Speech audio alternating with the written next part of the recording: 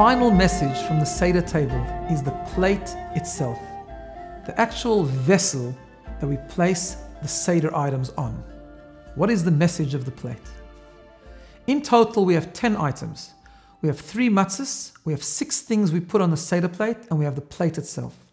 There's a beautiful Kabbalistic idea behind the plate and a powerful message. Kabbalistically, we are taught that our soul is governed by 10 powers. Those 10 powers are divided into 3. The first component is 3 layers of intellect, Chochmah, BINA, and Dat.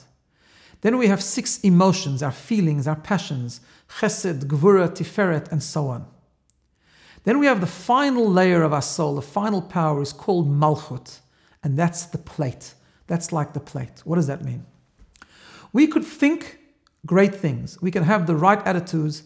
We develop fantastic perspectives. We can channel our emotions in the right directions. We can love. We can have passion. We can get excited. But we can also leave it there and never actually absorb it properly and apply it the next day. We can have good intentions. We can get excited about doing good things. We can want to grow. We can desire and really have the yearning to take the next step, but it can dissipate and be as if it never happened. The plate is the bottom rung of the 10 layers.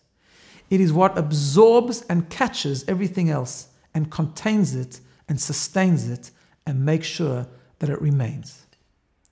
Let me tell you a nice little story of times of old when a person went to visit the city of Kotsk.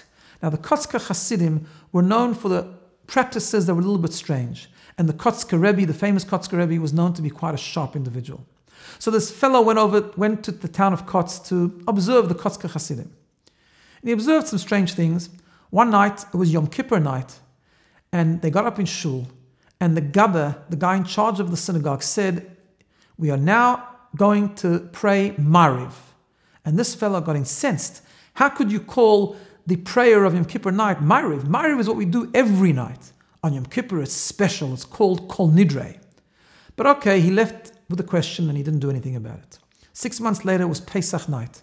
It was the Seder night. Everyone knows the Seder experience. And he was in shul for the prayers. And after shul, the Gabba gets up once again and bangs on the bimah and makes an announcement.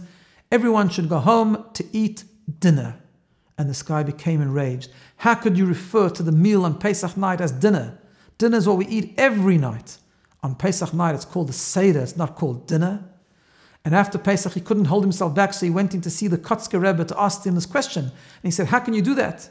How can you call the prayer of Yom Kippur night Mariv and not call Nidre? How can you call the Seder dinner and not the Seder? And the Kotsker Rebbe looked at this fellow and he said, my son, let me explain it to you. Over here in Kotz, every time we pray at night, it's a Kol Nidre. Every meal we eat is a Seder. The purpose of the Seder experience and the freedom we taste on Seder night is not to remain at Pesach. It's not to get left behind with the Seder experience. It needs to be caught by the plate. It needs to be kept for after Pesach. After Pesach, when we finish with the whole experience, we need to think, what can I take away from Pesach?